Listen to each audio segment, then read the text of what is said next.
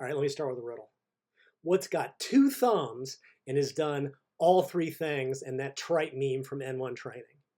This guy. All right, so in the previous part, I looked at 4 studies, 3 pulled from the Pell and Review paper that Helms and Zordos were on, and then 1 new one. Asked a couple questions. The first one being, and these small neuromuscular changes, counter movement jump, various measures of barbell speed and barbell kinetics. This is bodybuilding. These studies are looking at this for sports performance where that stuff matters. You doing barbell curls for volume, this doesn't matter. Second question I asked was, and part 2, in all cases this excessive fatigue is gone by 48 hours, occasionally to 72. This is bodybuilding. If you're training once a week, why does this matter?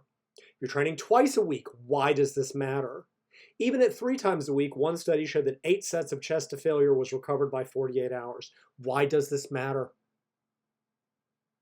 I'm not saying you should train to failure. I'm asking the question. Everyone's like, oh no, failure causes too much fatigue. Why does it matter for bodybuilding? Where it really does matter was shown in that 4th paper, where the group going to failure on every set went like 10, 8, 6, 4, 2 on their reps, and volume percent and volume load came down, whereas the 3 reps reserve group maintained their reps better at a lower RPE, so it was less difficult. Although, you know, if you don't want to do hard work, maybe you're in the wrong activity, ping pong might be a better choice for you. Again, I'm not saying you should train to failure. My point is that all this fixation on it causes excessive muscular fatigue might apply for training athletes. It doesn't apply for bodybuilding. So it takes me so long to put these together. I've actually gotten a haircut, which is why my appearance may change throughout this video off and on. And since this thing got way out of control, I'm going to, rather than one long 3rd part, I'm going to run 2 shorter parts. And here today, I'm going to ask a couple more questions. Sort of about this research base and about this topic. And that's going to lead me into a more involved discussion about this issue of failure and factors that are getting left out of these single sentence proclamations being made on Instagram by people who can't be bothered to address the nuance that the N1 guys made such a deal of in their Instagram, their trite meme.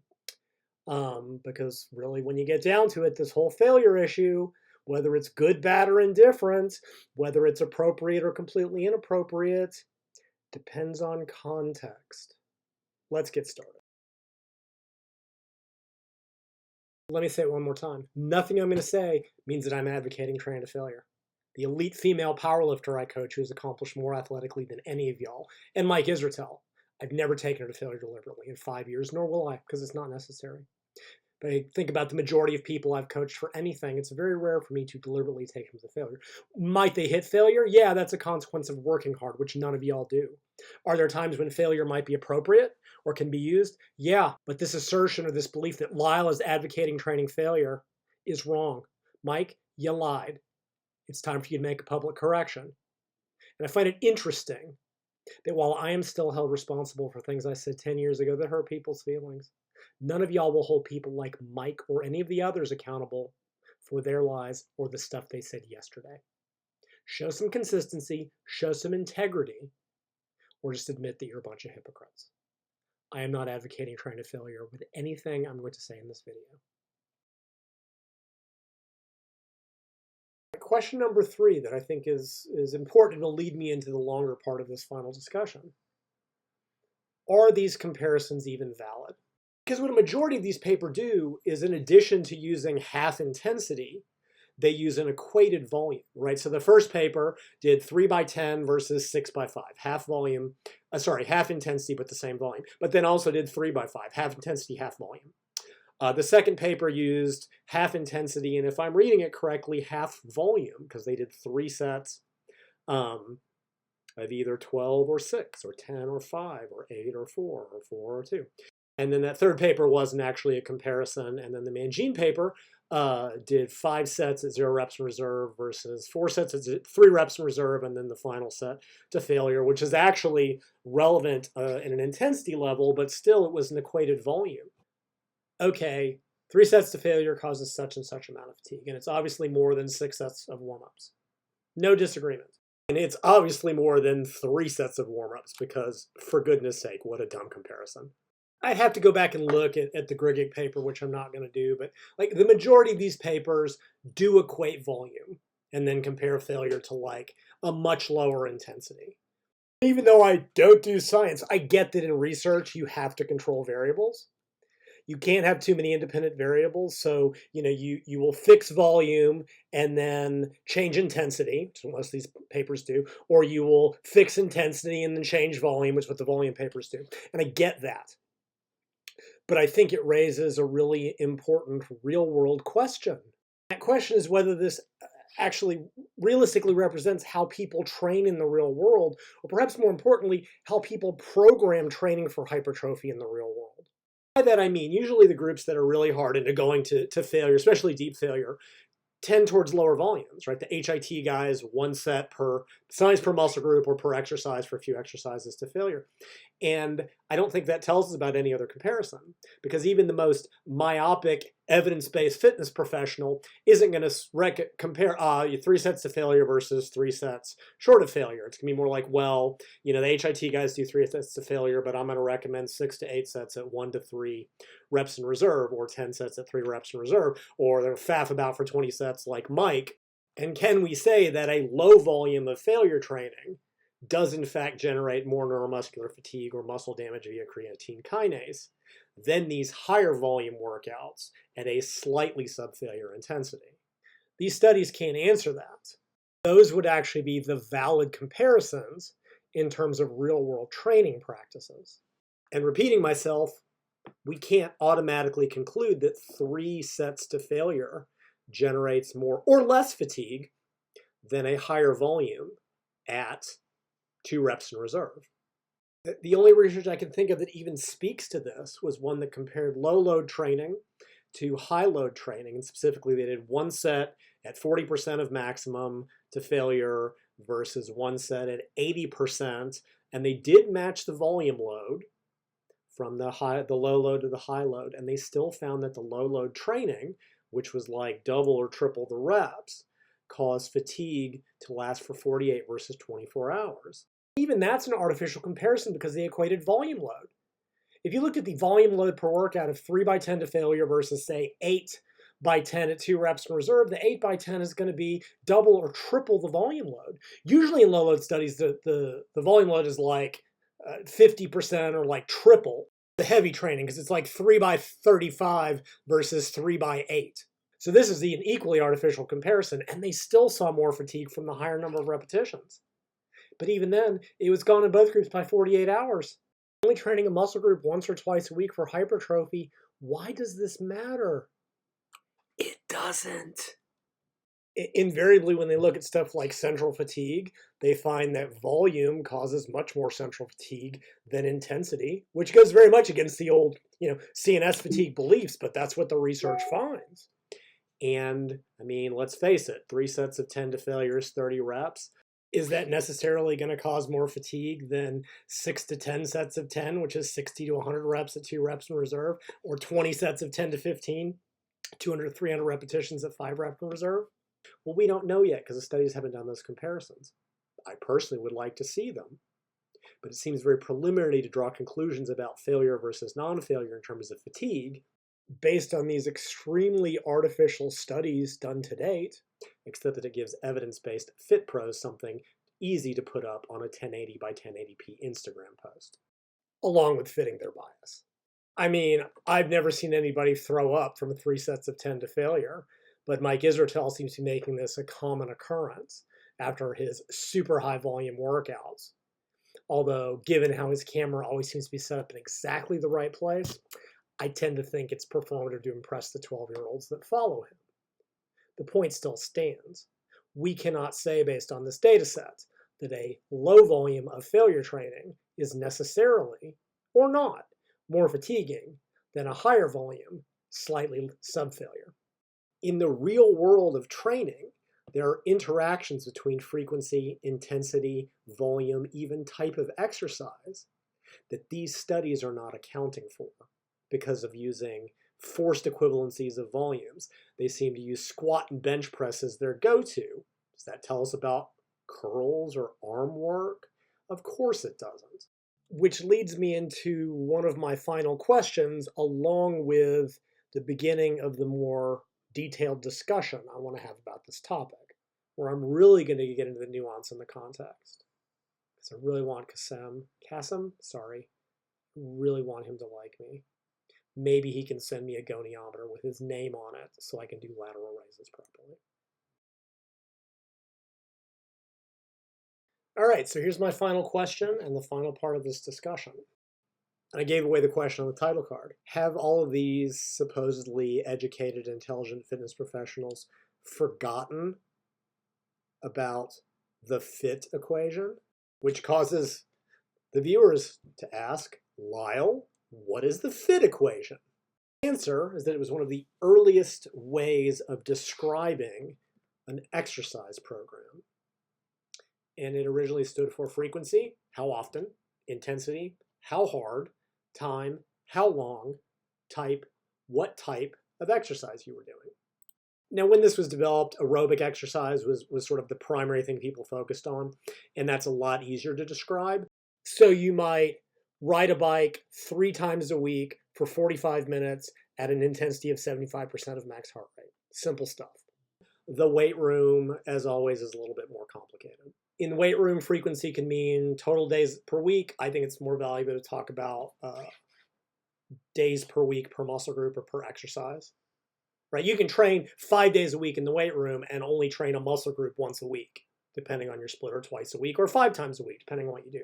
Right? Intensity can be measured a bunch of different ways. We're going to use reps in reserve, just to keep it simple. Time doesn't really have any relevance to the weight room, because you can do, a powerlifter can get very little done in an hour, and a bodybuilder on short rest can get a lot done in an hour. It's better to talk about volume, which I'll define here as the number of hard sets or work sets. And to be even more specific, that's between like 6 and 30 repetitions, right? Like a bunch of singles is not really what we're talking about here. And once you get past like 30, 35 reps, that low load stuff, it's too light to really have an effect. So when I talk about volume and number of sets, it's in, the current hypertrophy range between about 6 and 30-ish. 35 reps. 4 reps in reserve will be the lowest useful intensity. Anything below that is a warm-up set. Up to actually muscular failure, which if you want to get really pedantic, would be -1 reps in reserve. Right? 0 reps in reserve is the rep before failure would occur. So 4 reps in reserve up to actual concentric muscular failure. I'm using the definition of failure that I gave in part 1. Actual physiological muscular failure. Not technical failure, not volitional failure where you chose to get up because you have no training drive. The true physical muscular inability to do another repetition no matter how much effort you put into it. Because from a training standpoint, from a growth standpoint, that is the only definition of failure that means anything. And total number of sets can either be per workout or per week, and those are actually both relevant here. And type is just the exercise that's being done. Squat, leg press, bench, barbell curl, whatever. I'm not going to spend as much time on exercise choice, although that does play a rather large role in a lot of this. But I've only got so much time, and y'all only have so much attention. All right, so the weight room FIVT equation will be frequency, weekly muscle group frequency, intensity, repetitions in reserve. Volume will be the number of work sets between failure to 4 reps in reserve. This includes both weekly and per workout set count, reps between 6 to 30 or 35, and failure is true physiological muscular failure. And type is simply the exercise choice. And I think what's impressed me the most, and I use that very sarcastically, is watching these supposed fitness experts and fitness professionals prattle about muscular failure and fatigue while ignoring these 4 factors and doubly ignoring the interactions that occur between all 4 of them. So we might define each of these as being like low, medium, and high. Right? So low frequency would be training each muscle group once a week. Medium frequency would be training it twice a week. High frequency would be training it 3 to 4 times per week. And some of you might quibble and say 3 is medium frequency. Whatever. Vague definitions, just making a point. You might say that low intensity is 3 to 4 reps in reserve. Medium intensity is 1 to 2 reps in reserve, and high intensity is 0 reps in reserve or muscular failure. Low volume would be 1 to 5 sets, medium 6 to 10, high 10 and higher. That's frequently what's used in the papers. Like I said, exercise choice a little bit outside of this. And basically, you can only, like the way they interact, right, is like you can only have 2 that are high and 1 that's low. And like as one changes, something else has to change, and vice versa. So basically, as any one value goes up, another has to come down, or the other 2 have to come down sometimes. And as any value goes down, the others can or probably have to go up in terms of still being able to generate a training stimulus. So to keep it initially simple, I'm just going to look at the individual workout setup, because here we only have 2 variables, intensity and volume. Yes, exercise choice again, I'm going to kind of skirt on that one.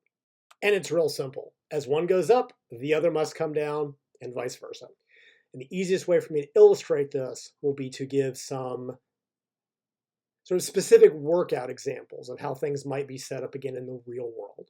I think that'll be an easier way to illustrate it than just giving these abstract descriptions. First example, as relative intensity goes up, volume must come down. So someone comes to me and says, look, Lyle, I just don't feel good if I don't take every set to limits. I'm not good with reps in reserve, so if I don't hit failure, I don't know where I'm at. And I like feeling beaten up. And I'm going to go, okay, fine.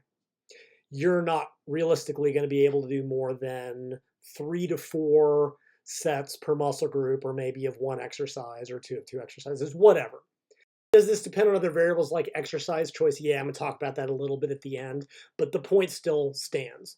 As the intensity that you want to or are going to train at goes up, the amount of volume you will actually be able to or probably should do will go down. All right, number 2, as training volume goes down, intensity must go up. All right, so this seems like a repeat of the last one, but it is subtly different, because what I said is that as the training volume goes down, intensity must go up. So as an example, someone comes to me and says, look, Lyle, I've only got 30 or 40 minutes to be in the weight room. I have better things to do with my life than hang out in a gym to feed my narcissistic tendencies. How should I approach training? And I'm going to go, well, you will probably only have enough time to do like 2 or 3 sets per muscle group, or for 1 exercise, or however you distribute it. And because of that, you're going to need to work to muscular failure, or at least a true 0 reps reserve, like where that last repetition barely goes. So in this situation, I would absolutely advocate training to failure, but because it is a contextually correct recommendation here. Because if you're only want to do, only can do, your time will only allow you to do a few sets per workout, they must be at or very, very near failure. Because let's face it, 3 sets at 4 reps in reserve is not a training stimulus for anything but a complete beginner. I would note in this regards my specialization cycles, which is an approach where you pick 2 muscle groups to focus on and work everything else at maintenance. Well, maintenance volumes by definition are very low. You may only do 2 to 3 sets per week to maintain a given muscle group. Those sets should be to failure. As volume comes down, intensity goes up. And on that note, about a month ago, I saw Lane Norton, always on the cutting edge of 5 or 10 years ago, go, wow, really surprised to find out how little volume you need to maintain muscle mass. Oh, really? I was writing about this 20 years ago. So, Mike, y'all are still just catching up to me. Anyhow, as the volume that someone wants to do, can do, or should do, like maintenance training during specialization cycles, comes down, the intensity must come up. All right, so the reverse. As volume goes up, intensity must come down. So someone comes to me and says, look, for whatever reason, they want to do 6 to 10 sets per muscle group in a workout. I'm going to go, okay, you're going to be working between 1 to 3 reps in reserve. Realize it gets complicated here. Like if you're doing 8 sets and you're doing 4 sets for 2 different exercises, you might start at 3 reps in reserve and that might fall off with fatigue, and you might get to 1 by the final set or even 0. Or you might hit failure, or you might deliberately go to failure. I mean, even the most anti-failure twits are like, well, you might take the final set of an exercise to failure, which is something that I don't even advocate on a consistent basis. I mean, like, again, across 4 sets of exercise, if you're actually working and y'all aren't, you might go 3, 2, 1, 0, or hit failure, or whatever. I've mentioned, you can also use that 4th set to failure every once in a while, as a test to see when it's time to stop sandbagging and to add a little bit of weight. But the point I'm trying to make is you're going to have to start at a lower relative intensity, a higher reps in reserve value, higher number, 3 reps in reserve, the more sets you're going to do. And by the same token, let's say somebody comes and goes, Lyle, I want to do 30 sets for my biceps in a workout. First, I'm going to tell them they're an idiot.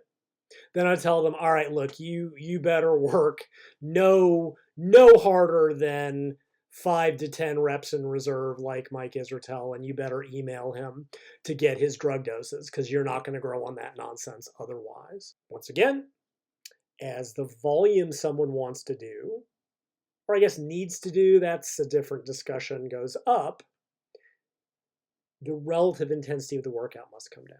Just as a side note, I think where a lot of this failure is bad sentiment is coming from is that the global fitness industry is sort of in a volume is the primary driver of hypertrophy phase, which it's not, but that's a whole separate video. And you must do high volumes to get gains. And when you start from your conclusion, which they are, you have to then back argue your point. So they take these studies that I think I have shown are not really relevant or applicable because of various reasons, and are using that to say failure is bad because otherwise you can't do all the volume we think you need to do. And in 6 months, when we rotate back around to intensity being more important than volume, and we will. I've been watching this for decades, and it always cycles back around because you got to feed the algorithm with new content. Suddenly, failure will no longer be the dirty concept that it has been. Again, not saying you should go to failure, just making a point about where I think a lot of these simplistic statements about the topic are coming from. When you decided you want to do a lot of volume, of course you can't go close to failure. And that's fine. But at least address the context-specific issues as I am now. All right, moving on. Finally, as intensity comes down, volume must go up. And this is another one that seems like a repeat, but is subtly different. So let's say, and this could be exercise related, and I'll come back to that in a second. But let's say that someone comes to me and goes, look, Lyle, I just don't like working very hard. Well, first I might suggest they pick up a different activity, maybe Fortnite. But they're just like, don't go to failure, or whatever, let me be nicer. Maybe they've just learned that failure burns them out. They don't have the personality profile to work that hard, because again, they're just not real good with discomfort, and they're just not going to work any harder than 3 to 4 reps in reserve. Or the way most people in most gyms train, 7 to 8 reps in reserve, because they're nowhere close to even an effective training load, which is what all the science shows. Anyway, so like that's just what they're going to do. Fine. I'm going to tell them, look, you are going to have to do more total volume to compensate for the lack of intensity. So if they're only going to work at 3 to 4 reps in reserve, they might actually need to be up above 10 sets per workout.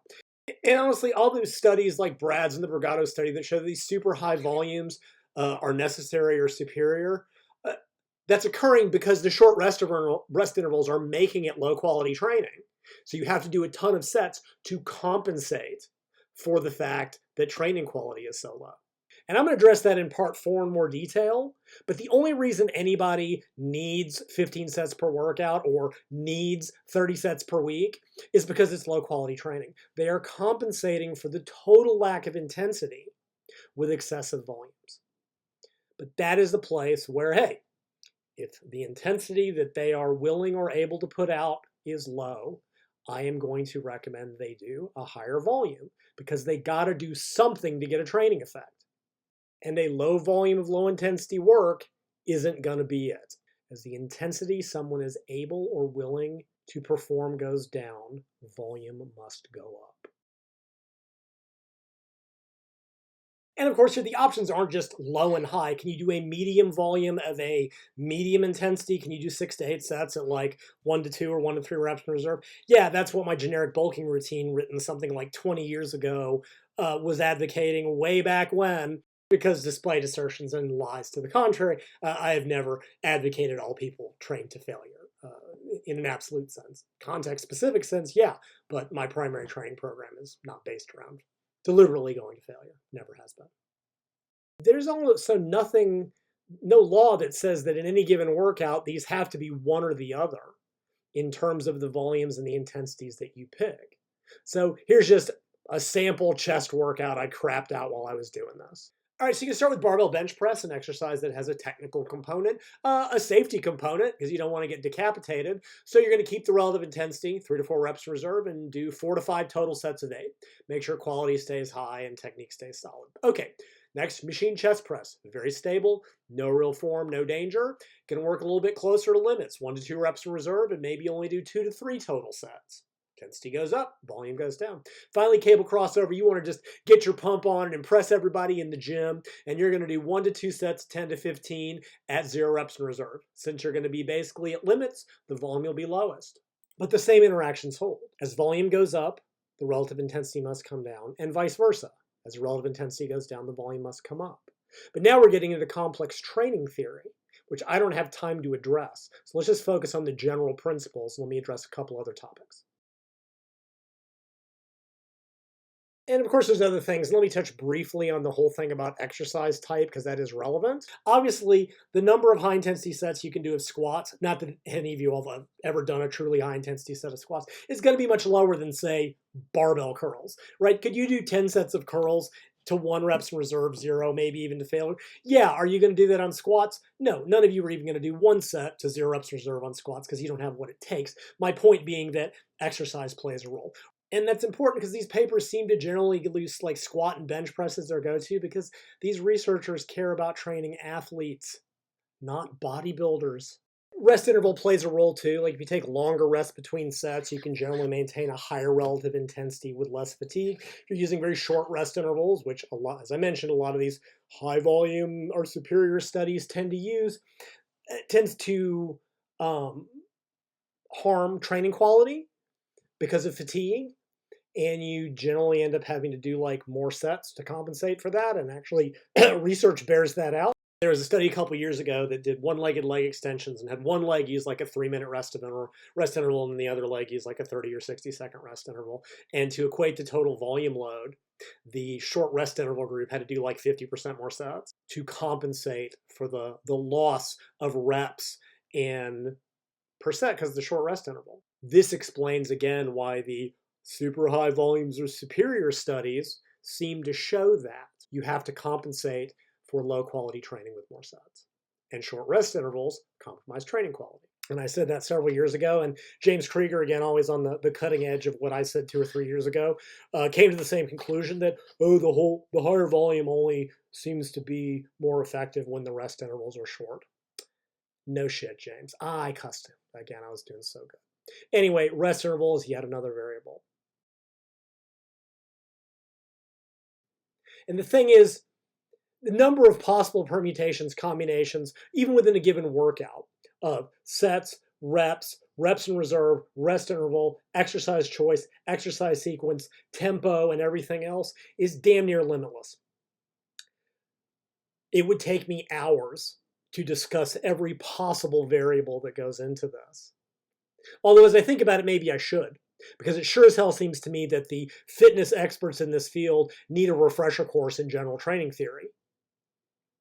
And maybe the folks listening to them write one-line sentence proclamations in their nonsensical Instagram stuff would have a better understanding of this to see when they were being misled. So maybe if I feel like putting 14 or 20 hours, I'll actually educate y'all on training theory. And like I said, all the other fit pros, I think, could use the refresher course. I'm focusing on principles here. We can probably find an exception to everything I've said, but the principles will still hold. And that's where I'm going to go ahead and wrap it up. So the main thing to take away from this is that within a given workout, volume and intensity are inversely related. As one goes up or down, the other one must also go up or down. And whether or not you go to failure or how close to failure you should be or can be depends on how much volume you are doing, want to do, can do, and vice versa. That was the simple part. In what will hopefully be the last part of this, I'm going to add frequency and look at weekly training patterns. And that's where it gets complicated. See you then.